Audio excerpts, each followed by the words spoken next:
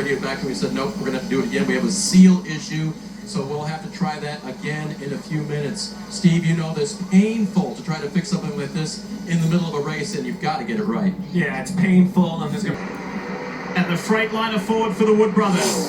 No caution. He's going to try to jump the pit road right here. Let's see if he makes it. He's so far back. He's going to try to turn right. There he is. Will he make it to pit road before the yellow goes out? No yellow. So the Nascar is going to let this. I thought that would be an instant yellow with that much contact. It wasn't.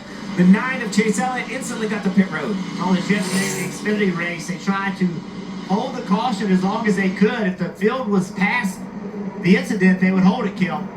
Yeah, and Chase saying the balance is good. Feels like it's okay when I get a decent lap. Obviously, though, rear grip going away on those older tires as they put fresh stickers on. And, oh, as the fueler rolls over the car, that's going to slow up the stop just slightly. Wow. Caution's out. That helped Chase Elliott. And the reason is debris exit of turn 5 where Josh Berry spun.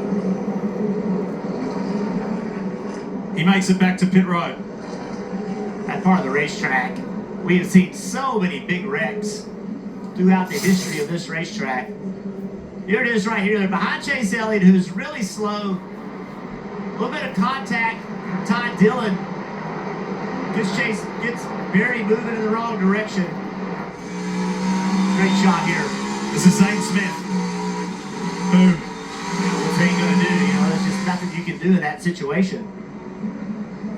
Yeah, it's aggressive by Ty Dillon to be pushing on the 21. He knows he's stacked up behind the 9. And then I thought that contact with the Armco was going to be a yellow on its own.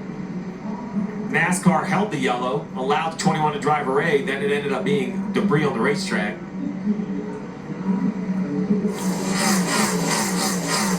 That's a big impact. Yeah.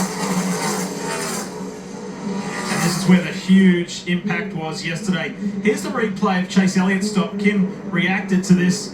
Yeah, watch the gas man. He comes in with this second can right here and trips over the tire. Gas can goes on the car. Now, luckily, he was the only car on pit road, so there was really no penalty to a slower stop. But this could have been much worse. That is 100 pounds of fuel falling and flailing around back there. So great thing and great job by Chase not to leave on the jack. Good communication between crew chief and team, but man, that can be scary when that fuel gets going. That's John Giannato, big, strong John Giannato, keeping that gas can from hitting the ground. And so the Hendrick guys do things a little differently than some here. I talked to their pit crew coach this morning, and he reminded me that the tire changers stay where they are, if you will. They don't reverse direction. So the rear stays there, he becomes the front becomes the rear. He said the hardest part, though, is what happens at the back of the car. They're not used to all of that stuff going on back there when they reverse these pit stops. So, Steve, that's where the confusion, not confusion, but just practice that they don't do every week. And this week caught us a little bit out there. The best thing I can equate it to is rear suspension on the 54, 54. Kind of squats and rolls to the left. You talk about a rear sway bar or whether you run one or not, that's what it controls, right? When that 54 turns like that, how much the rear of the car actually rolls. Anti-roll bar, by design, by name. A lot of tire lockup. We've heard from the drivers and the crew chiefs that once you lock the tire up once, it's really easy to lock up multiple times. Another battle. A side slap there from Daniel Suarez on John Hunter Nemechek. That's how intense it is, and that's all the way back in 23rd and 24th. Well, these guys hate each other right now. It is hand-to-hand combat. Denny Hamlin, aggressive move to the bottom. Chase Elliott not having it.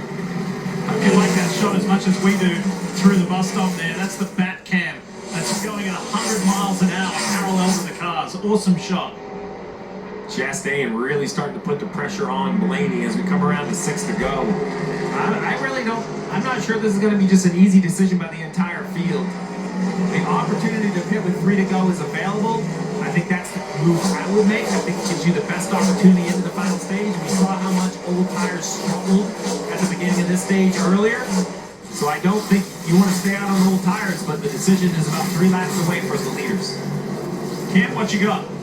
Yeah, we've got a big name in the house. Michael Jordan here cheering on his 2311 drivers. And good reason to be cheering for Bubba Wallace today. Bubba running in the top 10 currently. You know, we used to come to road courses and know Bubba was going to struggle.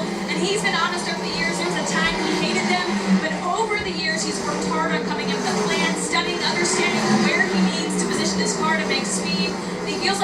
definitely starting to click with things on road courses. Still knows that there's a lot more room to grow. Right now, happy with the car. Wants to find a little overall grip, but brakes are good, he said, and he feels like they have a great car today.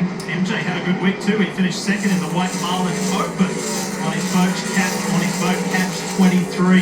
They landed a 71-pound marlin. I bet Michael wasn't happy with second. No, but he did win almost $400,000. He was happy with that. American Club combo, extra jalapeno, Cheeto likes it hot. For just $1 more, you can make it a Happy Gilmore meal and get a collectible cup. Gilmore with his